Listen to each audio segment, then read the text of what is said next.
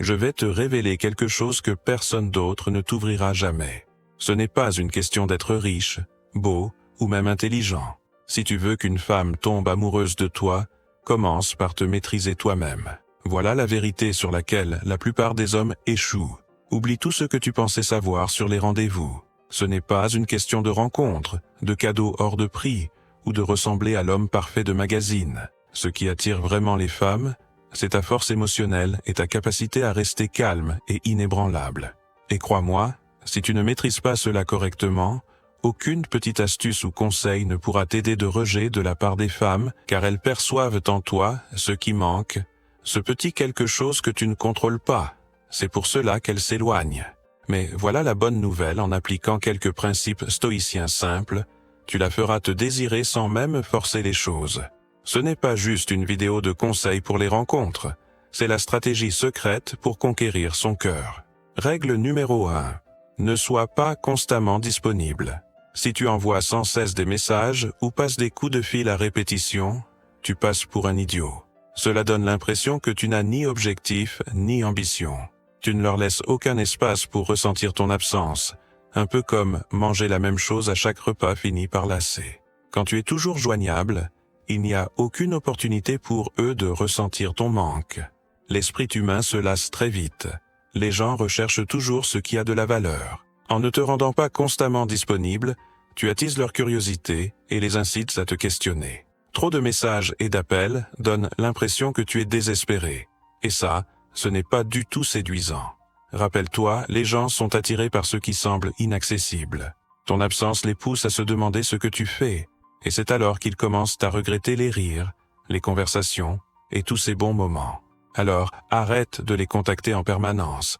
Il ne s'agit pas de les ignorer ou de jouer des tours psychologiques, mais bien de montrer que tu as ta propre vie et qu'il ne constitue pas le centre de ton univers. Offre-leur un peu d'espace et tu verras les choses changer. Lorsque ton absence se fera sentir, laisse-les venir à toi. Parfois, il ne s'agit pas d'être inatteignable, mais d'être digne d'attendre. Ne distribue pas ton attention à la va-vite, fais en sorte qu'ils la méritent.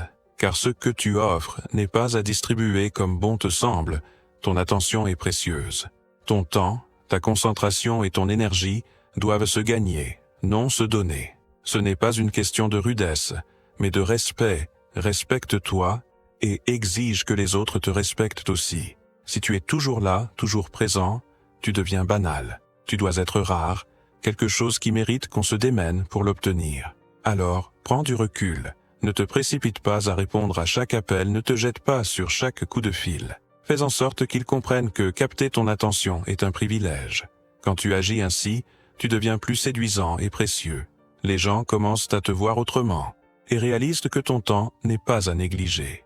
En somme, ton attention doit être une récompense, pas un cadeau gratuit. Règle numéro 2. Ne tombe pas dans le piège de l'attention facile. Quand quelqu'un t'envoie un emoji ou te dit simplement « Salut », si tu réponds immédiatement à chaque fois, c'est comme si tu attendais leur message. Tu te montres ainsi trop disponible et ils finiront par perdre de l'intérêt, te voyant comme moins précieux.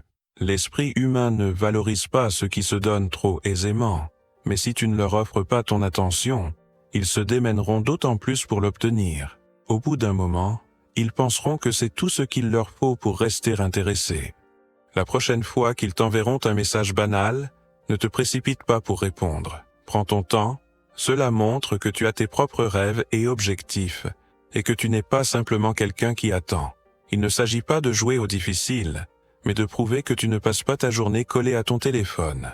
En ne réagissant pas immédiatement à chaque notification, ton attention devient d'autant plus précieuse, et ils se donneront plus de mal pour la gagner. Alors, cesse de dépendre émotionnellement d'eux, ne compte pas sur eux pour ton équilibre. Sur le plan émotionnel, cela te donnera une force immense. Tu dois devenir ton propre pilier. Compter sur quelqu'un d'autre pour ton bonheur ou pour te relever quand tu vas mal, c'est lui, céder le contrôle. Sois toujours le maître de tes émotions. Gère tes sentiments toi-même et bâtis ta résilience.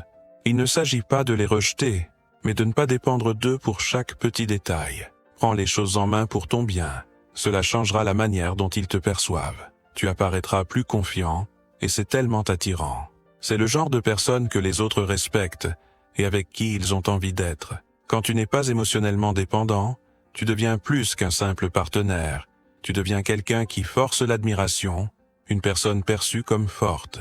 Voilà où tu veux en venir. Respecte la règle numéro 4, sois autonome sur le plan émotionnel. Agis ainsi, et non seulement tu te sentiras plus fort, mais tu seras aussi considéré comme quelqu'un qui mérite d'être poursuivi. Règle numéro 3.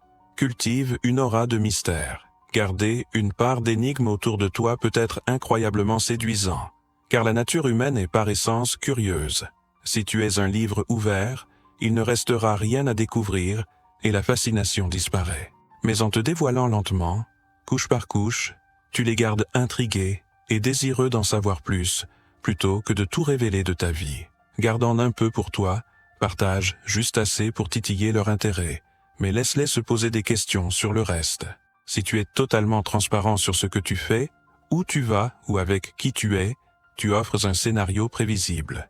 Laisse-les deviner, laisse-les espérer. Ne montre pas systématiquement combien tu tiens à eux, fais en sorte qu'ils aient envie de gagner ton amour et ton attention. Ne déballe pas tout ton cœur d'un coup. Donner librement tout ce que tu ressens, c'est comme offrir ta force sans retenue. Ils finiront par l'accepter comme acquis. Prends le temps de les faire douter, de les pousser à vouloir mériter ton amour. Si tu offres tout trop vite, tu n'es qu'un visage de plus, vite oublié. Garde le secret de ton amour et laisse-les courir après cette sensation. Ce n'est pas une question de jouer à des jeux, mais bien de montrer ta valeur. Ton amour n'est pas à distribuer gratuitement, il est précieux. Fais en sorte qu'ils se battent pour l'obtenir.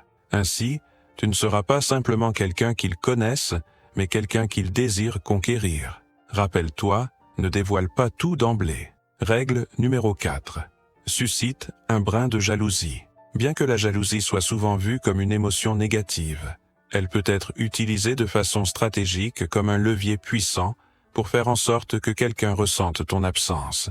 Ce n'est pas chercher à blesser ou manipuler l'autre, mais plutôt à éveiller en lui ce sentiment de manque, ce désir, de manière subtile. L'un des moyens efficaces pour y parvenir est de mettre en avant ta vie sociale et tes interactions.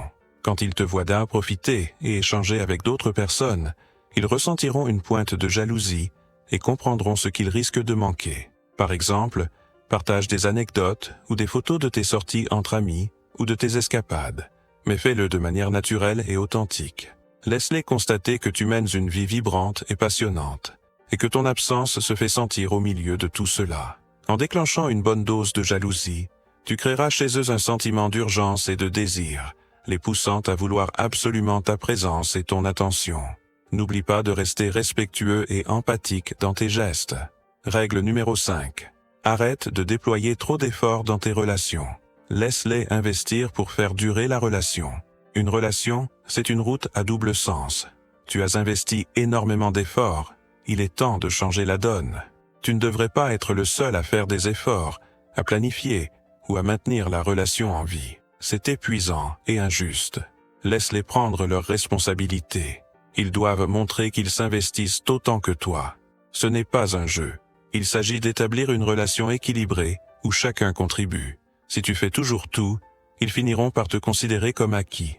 Recule un peu et offre-leur l'opportunité d'agir. C'est sain pour la relation et bon pour toi, car tu verras rapidement s'ils sont vraiment investis. Rappelle-toi, une relation est un partenariat, pas un projet unilatéral. Règle numéro 6. Sois prêt à couper les ponts si l'on te traite comme quelqu'un d'insignifiant. Cette règle est difficile, mais indispensable. Il te faut fixer des limites claires sur la façon dont tu souhaites être traité. Si les autres n'arrivent pas à respecter ces standards, si tu te sens relégué au second plan, il est temps de partir. Il ne s'agit pas d'être cruel, mais de te respecter. Ne te contente pas d'être le deuxième choix, ou une solution de repli, tu mérites mieux. Tu mérites d'être une priorité. S'ils ne voient pas cela, alors ils ne méritent pas ton temps. Cette règle ne vise pas uniquement à faire une déclaration.